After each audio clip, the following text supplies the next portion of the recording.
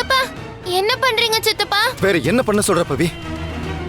எல்லாத்துக்கும் காரணம் அந்த காயத்ரி தான்றத ஆதாரத்தோட நிரூபிச்சும் நம்மளால அவங்கள அரெஸ்ட் பண்ண முடியலையே. இப்படி மறுபடியும் அவங்க கிட்ட தோத்து போய் நிக்கிறோம். இதுக்கா நம்ம இவ்வளவு கஷ்டப்பட்டோம்? ஏன் சித்தப்பா அப்படி நினைக்கிறீங்க? இப்பவும் நம்ம ஒண்ணு தோத்து போகல. என்ன பவி பேசுற?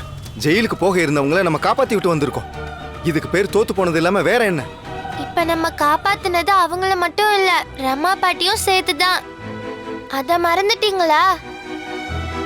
ரமா பாட்டிய அழிக்கிறது தான் என்னோட ஒரே எய்ம்னு அவங்க சொன்னாங்கல்ல.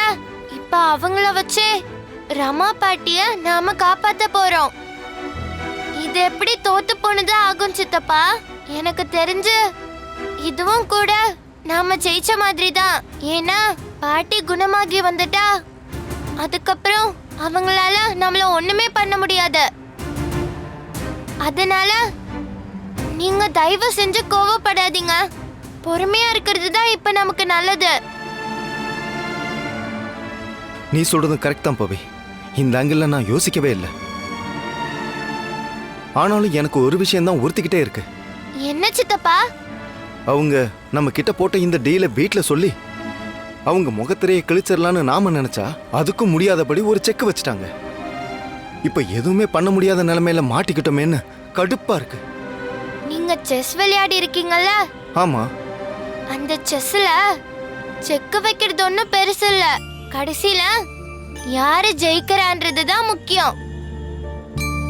காயத்ரி பாட்டி நமக்கு ஒரு செக் வச்சிருக்காங்கன்னா நாம பதிலுக்கு அவங்களுக்கு ஒரு செக் வைப்போம். இது ஒரு விஷயமா? நமக்கு தேவை நாம ஜெயிக்கணும், அது மட்டும்தான். இப்ப வாங்க சித்தப்பா, வீட்டுக்கு போலாம் வாங்க. சரி பவி.